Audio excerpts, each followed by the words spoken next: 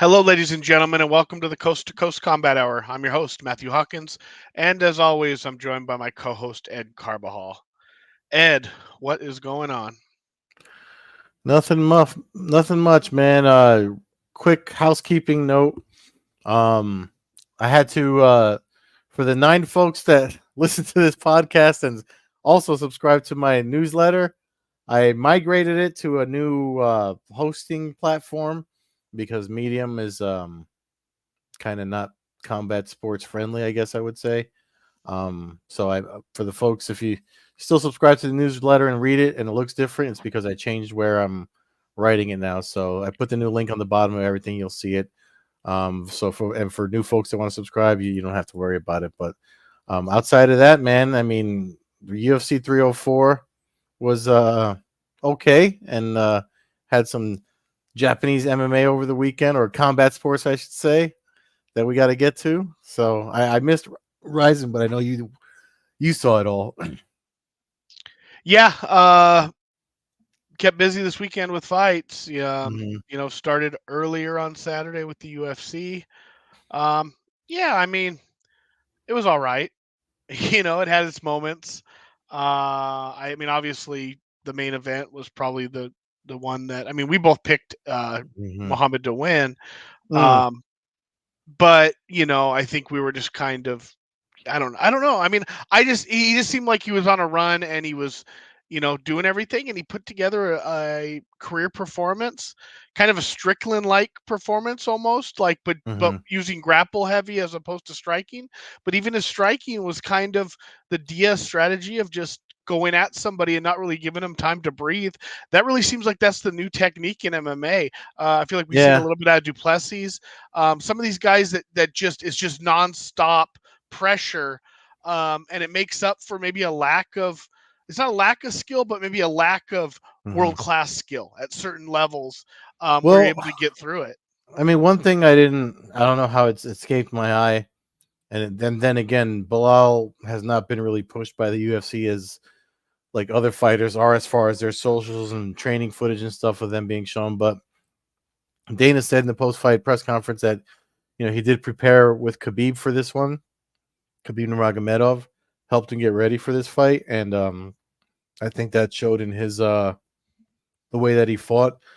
And I mean, he had won what, like 6 in a row before that. I mean, I'm kind of, again, I was just happy to see him get his just desserts.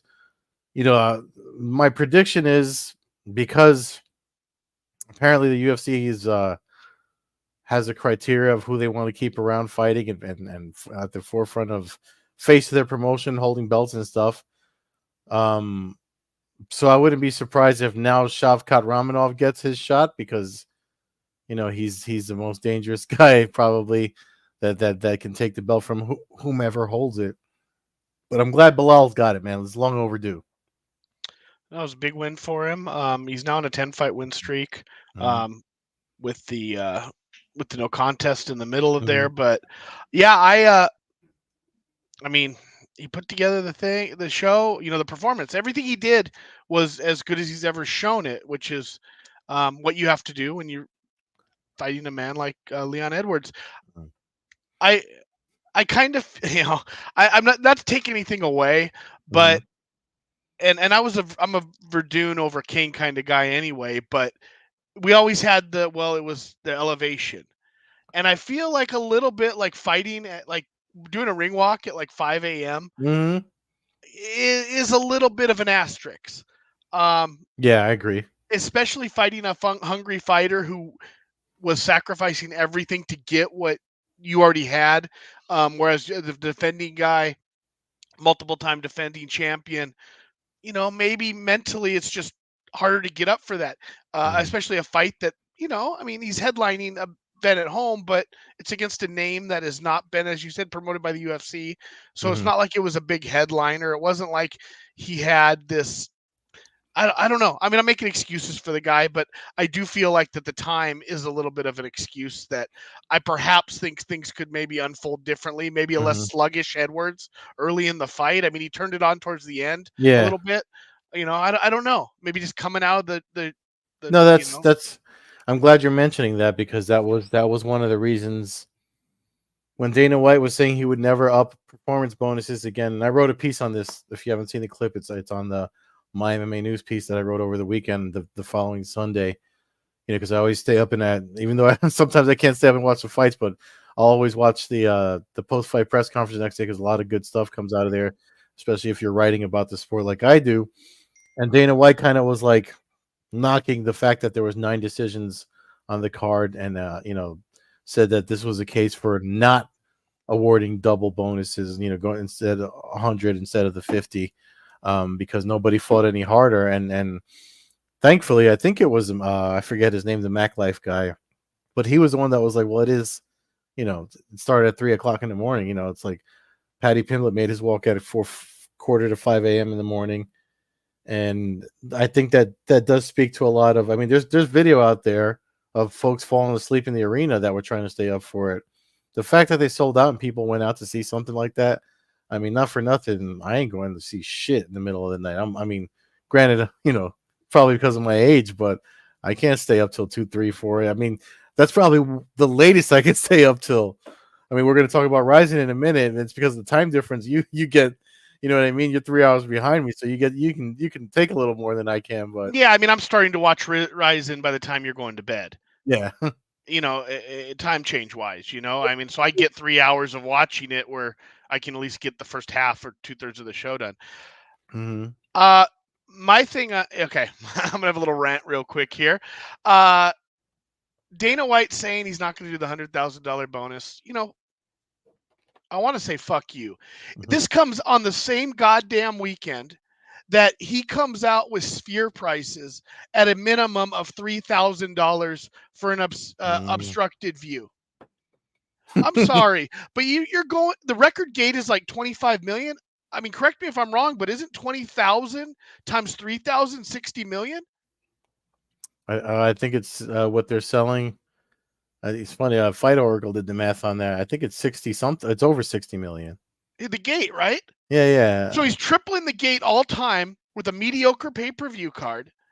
On the same weekend, he's refusing to give these fighters an extra $50,000 bonus.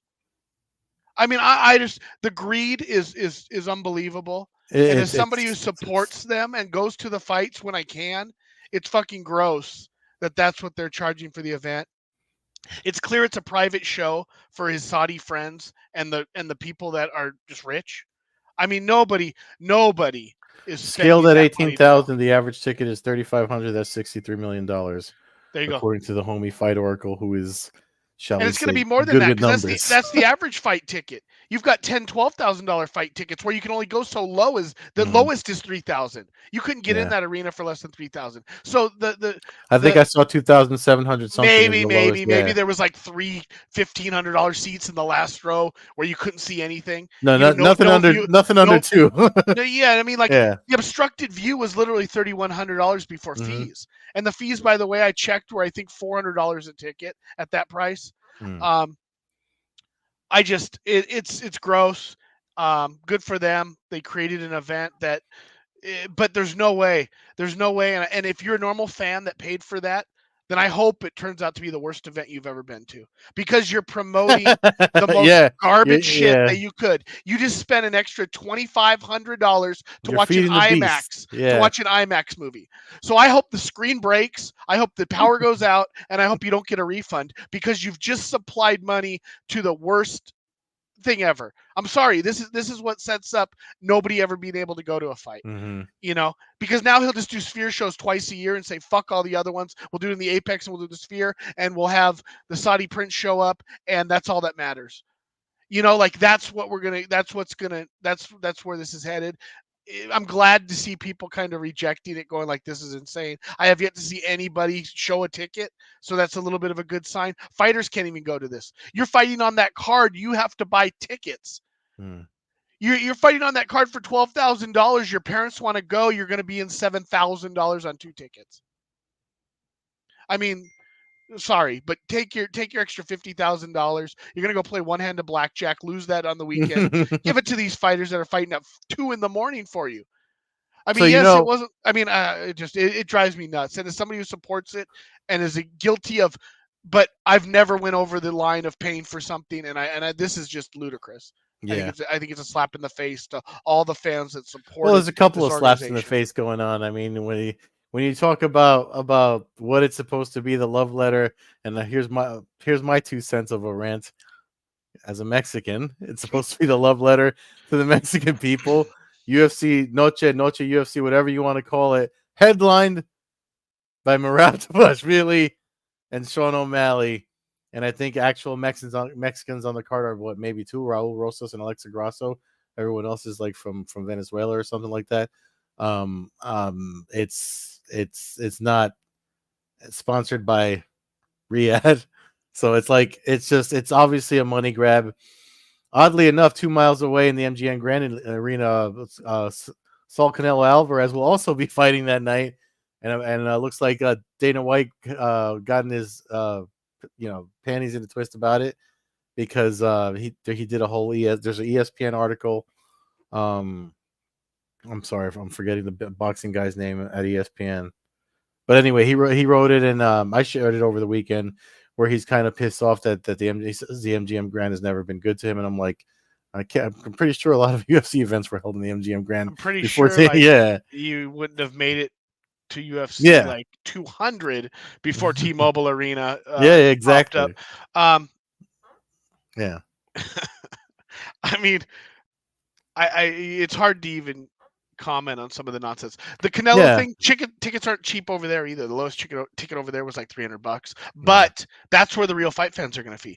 yeah, yeah. That's where the If I'm real gonna be in Mexican Vegas, fight yeah, fans are going to be on that Saturday night, that are driving from LA, that mm-hmm, are coming up from Mexico, that are flying from East Coast, mm-hmm, that are coming from anywhere on the planet.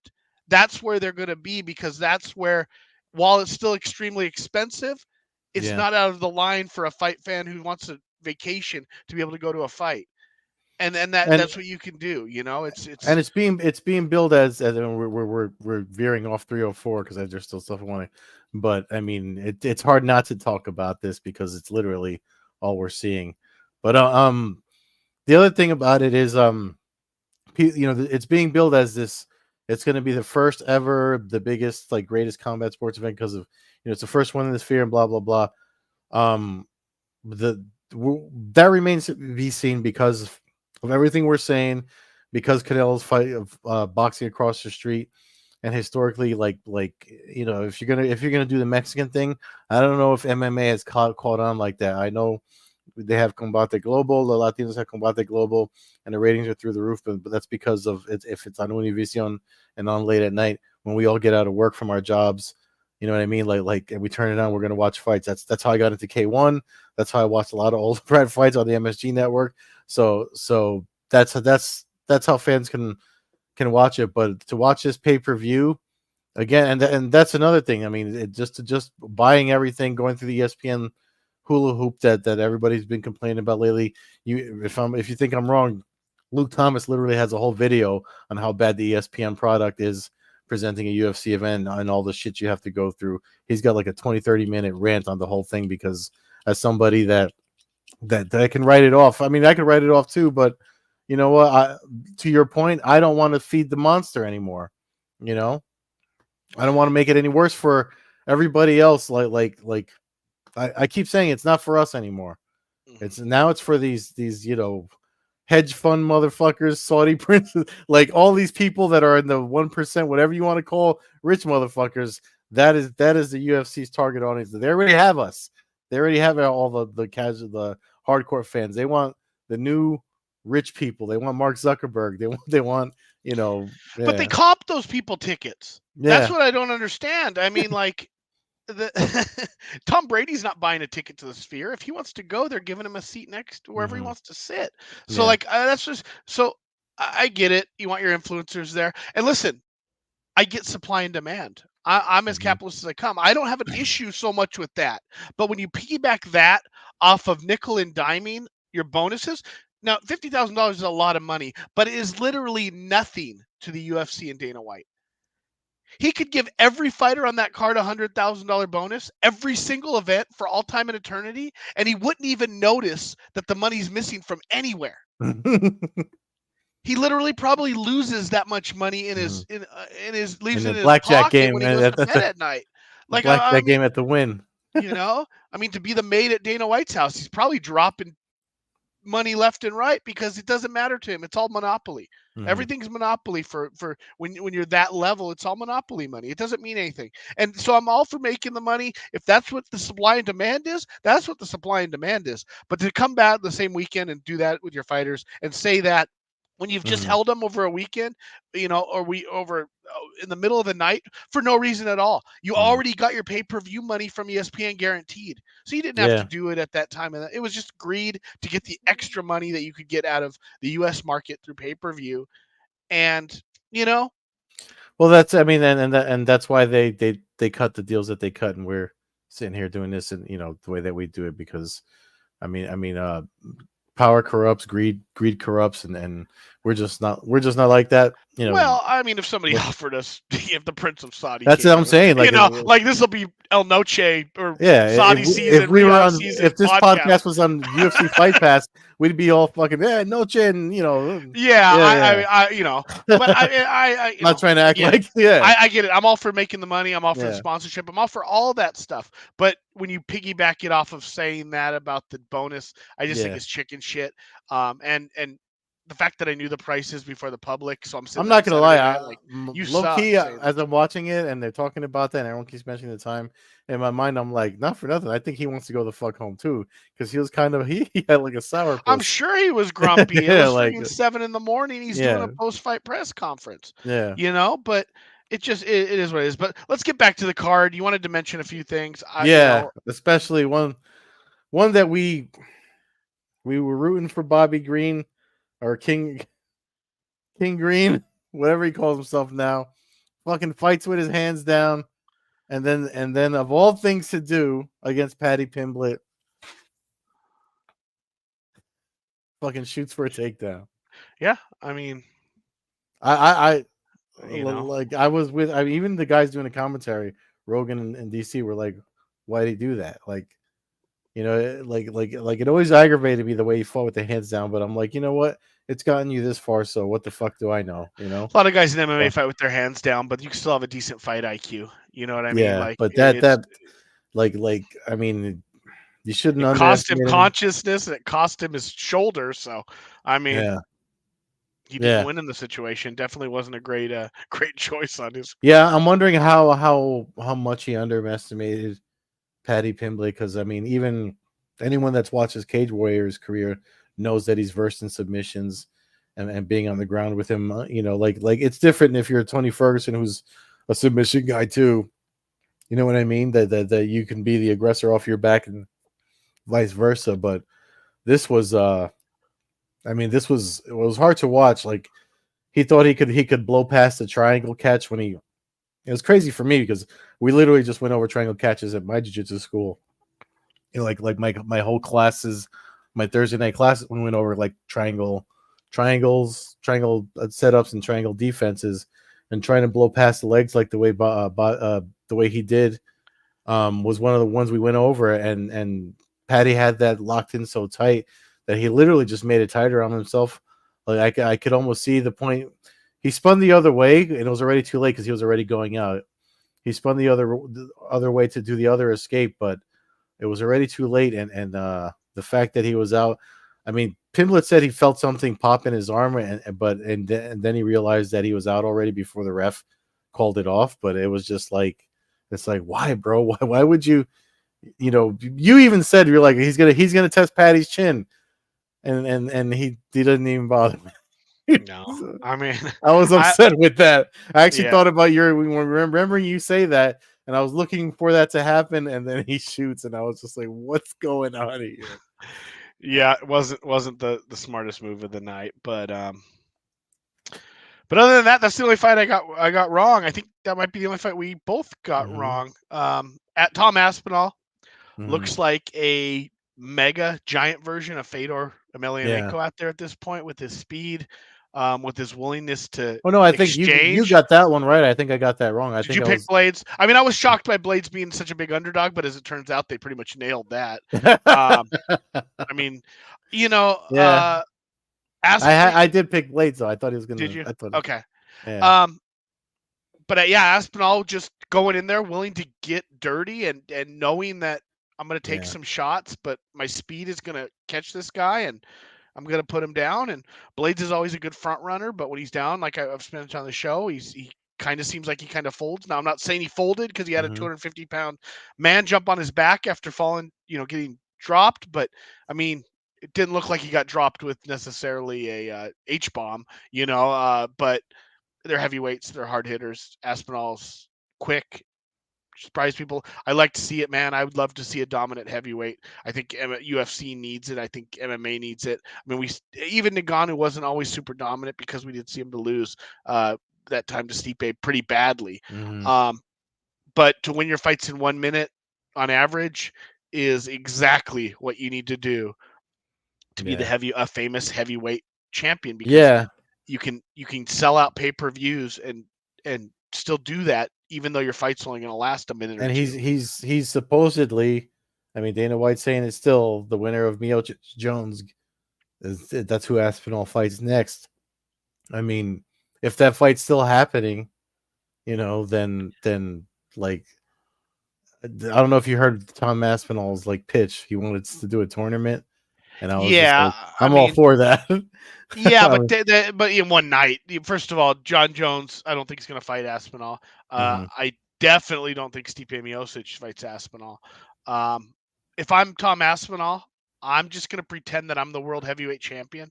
Yeah, I'm going to ignore John Jones, and I'm going to schedule my next fight as soon as possible. And I'm going to keep defending that belt, yeah, and I'm just going to keep proving it. So if John Jones does stick around, and maybe you get to the point where you turn down John Jones, go, no, you're yeah, old, washed up dude. I don't want you anymore. You yeah. know what I mean? Like I that's the play for me right now would be to I like establish it. yourself and just keep Hmm. book fights. Okay, I want to fight in November, and I want to fight I'll fight on the undercard of the Yeah, Jones fight, make him the and Connor of the heavyweight division. yeah, I mean basically Yeah, because but he's not the payday that Connor is. So he doesn't like he's not like yeah. he brings the mega payday. He brings the mega payday when the UFC decides to promote the fight. But if I'm yeah, I mean, I'm calling out Volkov. I'm calling out all the guys that are on Hmm. little rings, and I'm starting to schedule fights. I'm going. I want to fight again. Put me in October's card. I'll go to Abu Dhabi. I'll go fight Volkov out there. Hmm. And then I want to fight again in January when I win that fight, and I want to fight Pavlovich or whoever the heck is the next ranking guys without looking at the ranks. But that's what I would do. I would ignore Jones. I would act like you're a has-been who hasn't fought in years. Go that route. Make Jones feel Yeah, like he needs to be wanted or something. yeah. That seems like the route. That's the route I would take because no, but I wouldn't take that fight seriously. That's too. I mean, it's two old guys fighting. Hmm. It's no different than Fedor. It's the same thing. So I watch those, but that's because I'm a Fedor stan. If you're a John Jones fan, watch the fights, but realize that it's not really meaning anything. Whoever Hmm. wins those fights is it's just shells of what they used to be. Yeah. So I don't know. Yeah. Moving on to RIZIN. Let's get on to some of the other stuff that happened on Saturday night. But wait a minute, wait before we move on to Okay, go ahead. Ryzen. Go ahead. Go I ahead. wanted to hear your. Well, I mean, maybe you know more than I do, like the Mohammed Mokaev situation. With I mean, cutting him I think literally it's. the night as soon as he's finished his fight. I mean, what do we got? The other guy, Manis or whatever, who's also cut 5-2. Um, I mean, what's the reality? Is it The contender? reality is Is it contender season? he's probably a little bit of a headache. Seemed You like know, it. That's what I got I off mean, the. I'm sure he's a little bit of a headache, but let's keep in mind that if the UFC could have replaced Tito Ortiz at UFC 33 with some contender series guy, they would have done it. Like Yeah. let's just call a spade a spade. They don't want to pay these guys. The guy's undefeated. He's never lost a fight as an amateur or pro. I think it's 34 wins in a row. 12-0 in MMA and 7-0 in UFC with 4 finishes, I believe.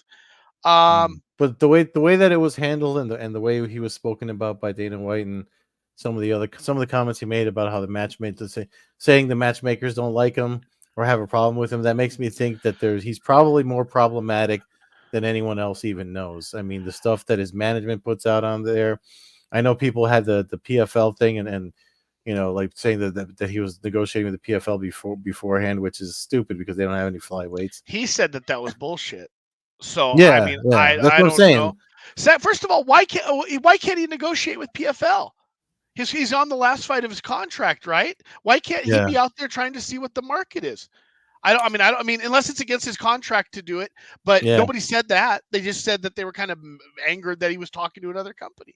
Well, I'm yeah, sorry, but people are talking. Dana White's talking to other fighters right now, yeah, that are not signed to the UFC. So what's the difference? I mean, my thing is, yes, maybe he's a headache. It's not like he's been inactive.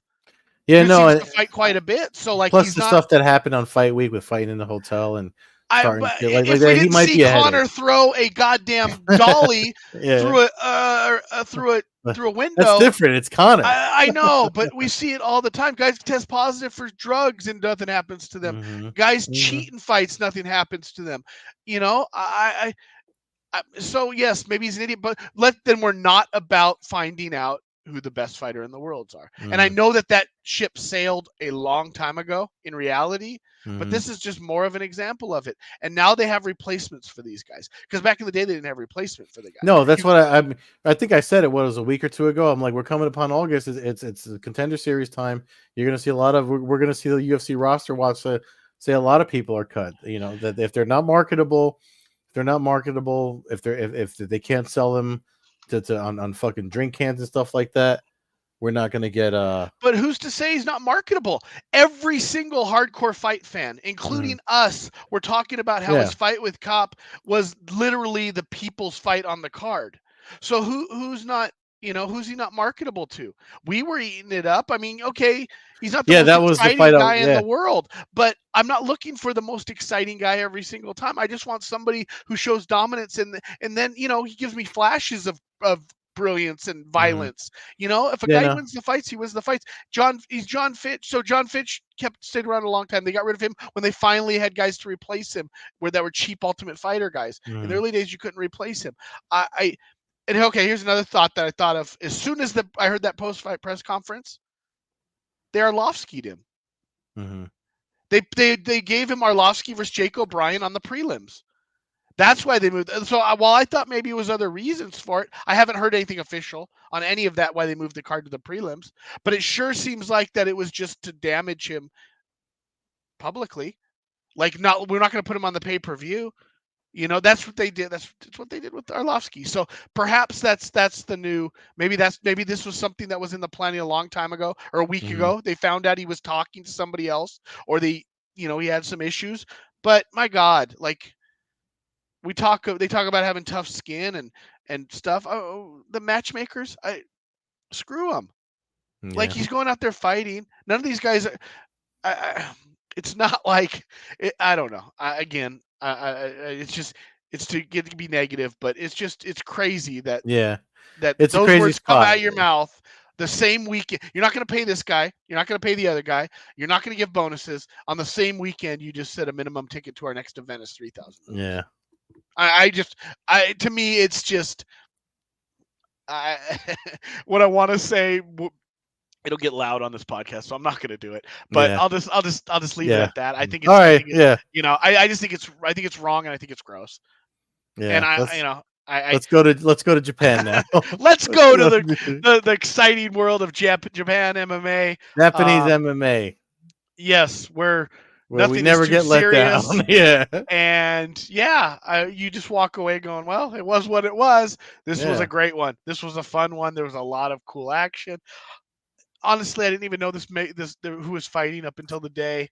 I It was one of those things where it kind of crept up on me. I ordered the pay per view again, 1999 pay per view, Yeah. 14-day viewing period, right up my alley. Let's do it. I don't have to stay up till 6 in the morning anymore. Watch the first half, go to bed at the intermission, wake up and Yeah, and have they breakfast with have like a RIZIN. year package. Like you could just pay one price for the year, and I'm actually like every time I know when they're happening. We should have been talking about it. I get the press releases from them, and I mean, I'm just like my whole issue is like outside of the New Year's Eve thing, it's hard for me to stay up and watch them. But and then I wake up in the following morning, and then I see shit like the bare knuckle fight that they had. The fact that they're doing other things, they're keeping it fun. That's one thing you got to say about Sakakibara. he loves what he does, and he wants to give the fans what they want, and it just seems like a good time all the time over there. Even Ryan Garcia was ringside, and I mean, I was sharing his comments. They talked to him after the fact, and he talked about how respectable the people were, the fans were, and he actually said, he's like, they need to take notes. The United States need to take notes because the way, and I remember Khabib said something similar too. Like there's photos of Khabib with his mouth open sitting ringside when he cornered, what's his face? I forget who he cornered from the Bellator RIZIN card, but he was just like, I can't believe I've never seen this before. Like what, and that's definitely, I mean, Scott Coker tried to add a little bit of that to Bellator's style, but you can't do it like Japan. Yeah, I mean there was 40,000 people there. They were in the Saitama Super Arena. Um, it was a fun event, man. And like you said, they mixed in the bare knuckle cards. The first bare knuckle fight was a female fight.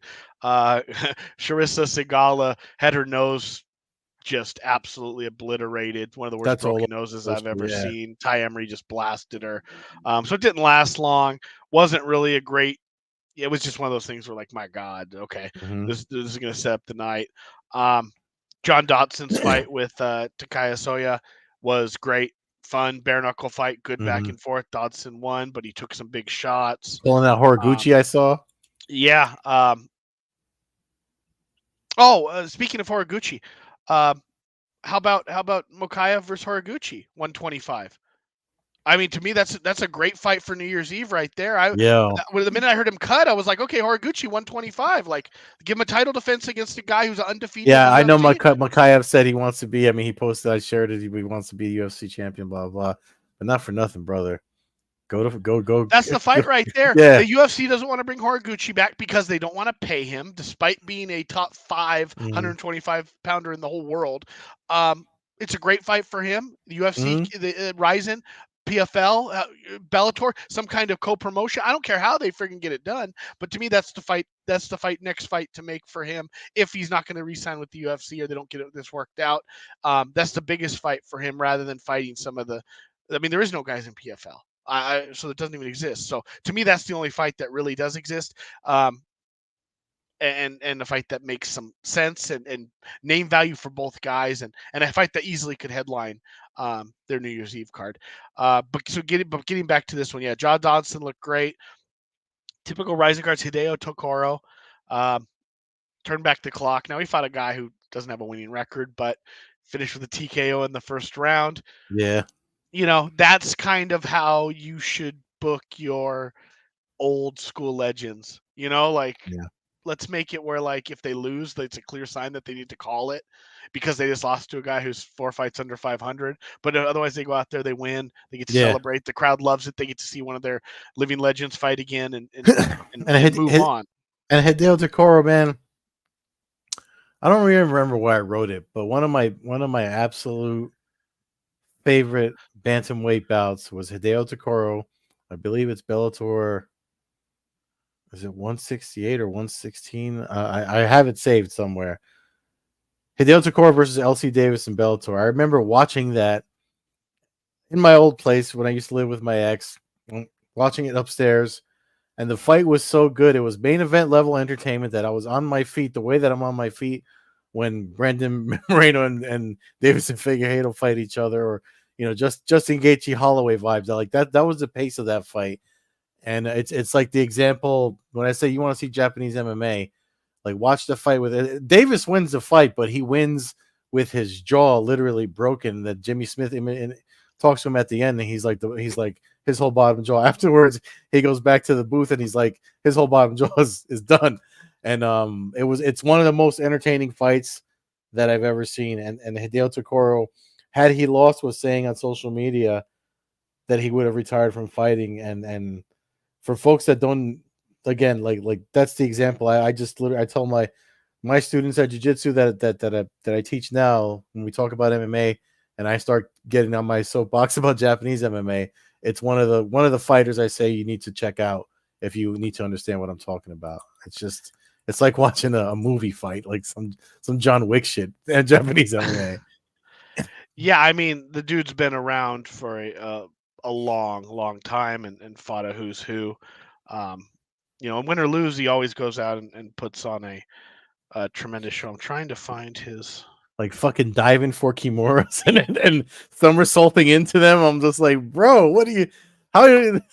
It's just entertaining. Like as like the moves. Of course, it's not going to work, but it's like it's so awesome just to see when you're watching it. Yeah, I mean, he had a draw with Hoist Gracie in 2005. Made his debut in 2000. Um, this, for those doing math, that's 24 yeah, years ago. yeah. So really good to see. Like I said, the who he fights is irrelevant because he's never going for a world title again. So let's just have some fun and appreciate the guys who really, did a lot for the sport.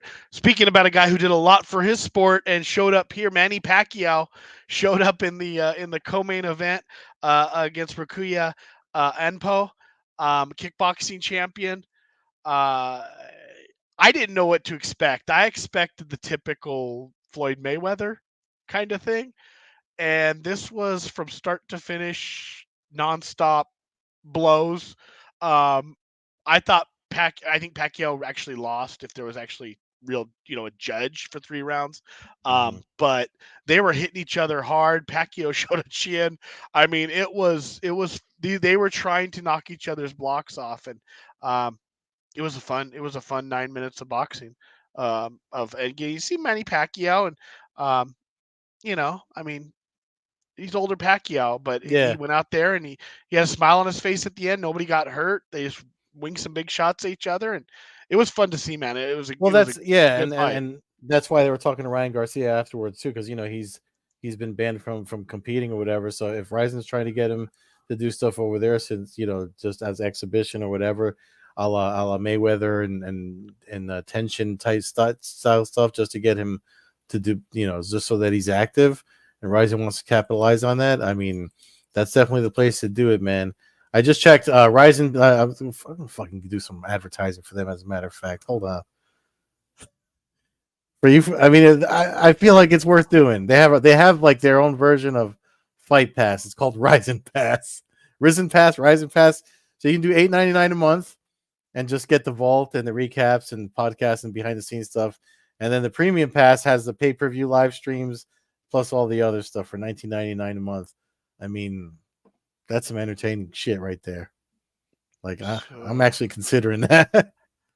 that's Huh. So you get about 12 events for you're paying for the event monthly. Behind the scenes, yeah. I mean, I'm all for supporting that stuff, even if you don't buy the monthly package. I didn't even. I mean, I have a standalone pay per view, so I'm not even sure what access I have to right now. But I think I have Would you do it access through to. Fight TV?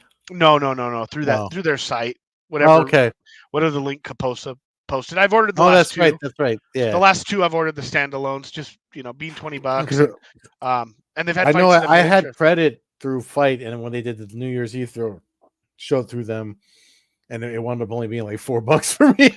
Yeah, I don't think they carry them anymore. Ryzen is doing Yeah, everything through their own which is good. I mean, in-house not for stuff. nothing. The more people want to own their shit. I know that's one of like Campbell. The being on Fight Pass is costly to these promoters. That's why there's other places out there, like the place. I mean, I'm shameless plug. Spectation Sports hosts a lot of great regional events, and a lot of that talent.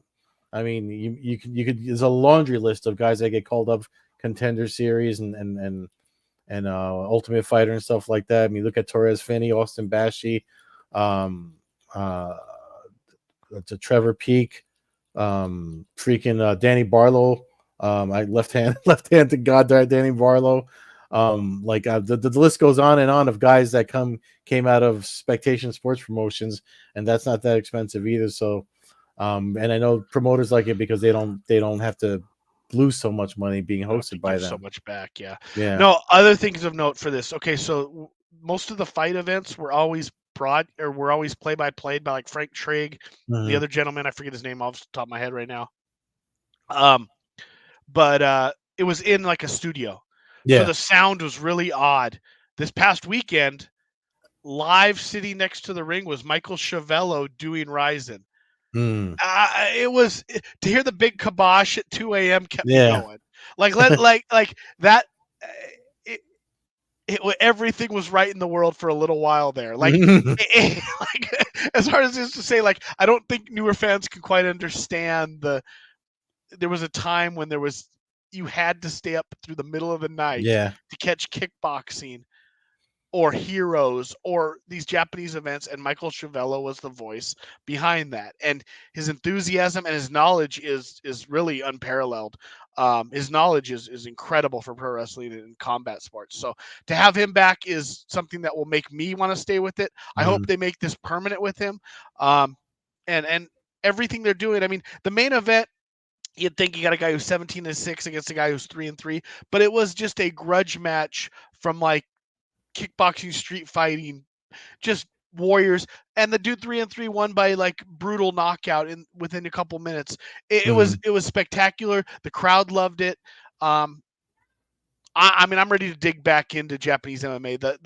The pandemic made it harder because there Yeah. was less international flavor. Yeah.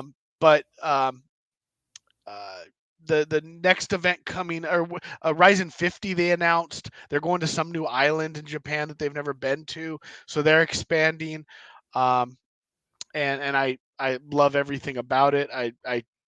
I hope that they can keep the momentum going because Like it's what Akibara-san doing his thing. I Love know. it. And the co-promotion with BKFC, Mm-hmm.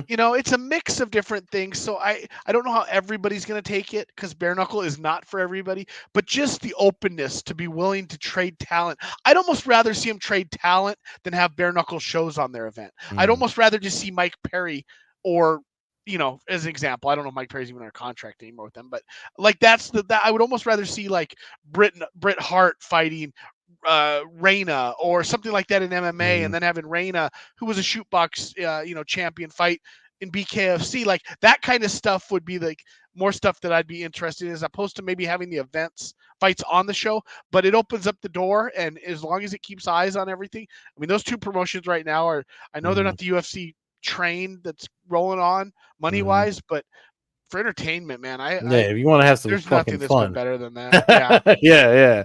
you Like if know, you want to have fun, let what's the popular for because of the Deadpool and Wolverine movie that just came out. Everybody's saying let's fucking go. That's like the catchphrase now that movie's made popular, and that's literally that's the same energy. Japanese MMA and BKFC. we Let's we fucking need go. we need like like how Fox Sports back in the day had the best of Pride. Um Mm-hmm. and you could catch up, and even if you watched them it was like daily or weekly. I mean, it was on all the time on the replays. But I feel like it would be beautiful if Rising could get something like that in America, whether it's what is it, the BN channel or the Yeah, um yeah, you BN know what I mean, Sports. like Yeah. Stadium Sports or CBS Sports Or or even shout out to Sean Merriman trying to get combat sports loaded on his Lights Out network. I there mean, you something go. like Like that. Yeah, anywhere where you can add their somebody that fights loves or it. the best of some of their fights, or show like their old original Grand Prix with Crow Cop and those guys, like, and Yuri and stuff like that. It would be so cool if there was a way that you just flip it through your channels. Like you said, Mm-hmm. getting home from the bar at 1 a.m. Yeah, and you put on some rant, and all of a sudden you see, Ryzen 3 or yeah, Ryzen Grand Prix or, yeah. something like that. Like, okay, cool. I'm going to put this I on think they actually. I mean, and I know they have a Roku app, and I want to say, is it Pluto or one of them? It does have because Pluto used to run like Bellator. They had like a Bellator channel for a while, and I think CBS, Showtime, or whatever owns Pluto now. So, but some one of those streaming people does have like stuff. 'Cause I've seen Ryzen somewhere. I can't oh, think of where, okay. but No, I know. I mean, I know there's the Fight Network. I know there's a bunch of little like mhm. places out there, but it would be nice to see on like a cable channel where they Yeah, had yeah, something that was, yeah, or even on their apps, even on the Paramount app or on yeah, the yeah, CBS, one of their apps, just to have access to some of these things. But in the United States, it would be nice because a lot of people are going to be gun shy about paying for the yeah. Ryzen Sakaki Bar passes. got to get in bed with somebody. Get in, like talk to Amazon, somebody. You know what I mean? Somebody to carry your content because that's literally. I mean, when you think about, we just talked about MSG Network, so that's how combat sports had a slow creep in, but now it's the UFC didn't have it easy in the beginning, and now they're literally $1 billion companies. So you want to have that same like vibe energy with them. Fucking follow suit. Talk to somebody. I mean, even if it's got to be streaming, because Lord knows the next year, the ESPN deal is done, and even Dana White did a recent interview before 304 with CNBC where he said it's probably going to wind up like the NFL. Like there's going to be a few channels carrying the UFC now. That's how it is with WWE now, and I wouldn't be surprised if in 2025 that's what we get, which I kind of hope happens because the ESPN era has not been my favorite era of the UFC. No, If you follow no, me on but Twitter, you'll see my complaints. you listen to the show enough, you've heard enough of them. But also, I guess quick shout out to Sam Alvey, defended Mhm. his karate combat title. We talk about Mike Perry finding his niche. Sam Alvey, rough ending of the UFC, several losses in a row. Mhm. Kind of became a little bit of a laughing stock among the casuals on the way out the door. Goes over there and wins some fights, becomes world heavyweight champion, and now has defended the title 3-4 times. I Mhm. mean, uh, God bless the man and great for him. I mean, nice dude. I wish nothing but the best for him and his guys down at the Dan Henderson's Team Quest gym down there. Mhm. It's cool. So props to him. I think it's I think it's great. The opportunities for some of these guys that are coming up that have talent but maybe just aren't mixed martial artists anymore. You know what I mean? They get caught, the game caught up to them, but they're able to go these other places and really use the talents they have. Yeah. Sam Alvey's a big punching, tough son of a bitch, Mhm. and Yeah. it works perfect for him. He's not Karate getting combat's right up kicked. his I mean, alley. he's getting kicked in karate I mean, I combat, mean, obviously, but and play it for what it is. I mean, it's just kickboxing with some varied rules the way that it is, but it's still it's truer to what karate's supposed to be. Folks that have been following my work know I was in OG karate combat before they changed management and stuff over there. They got different folks running the show now. Speaking of which, the Dirty Boxing Championships, that's literally Adam Kovacs, one of the co-founders of the OG Karate Combat, that's working with Mike Perry to to bring us something else different. Another new varied rule set to sort of way for us to enjoy combat sports. So it's a great time for the popularity of MMA has made a lot of opportunity for other folks, and I'm looking forward to whatever Dirty Boxing Championships brings out. I'm looking forward to it because, like you said, we need to. Competition is good for business. It can't just be fucking $3,000 UFC cards. correct. So when that comes around, we'll definitely follow it and Oh yeah, talk about it here. Until then, fans can follow the show at Combat Hour on Twitter, Coast to Coast Combat Hour on Instagram. Follow me, Matthew Hawkins, at MMA Hawk 21 on Twitter and Instagram. Follow Ed at Carbazol on Twitter, Carbeerzol on Instagram, and Old Head Carb on Twitch. Thanks for listening, everyone, and have a good evening and rest of your week. peace.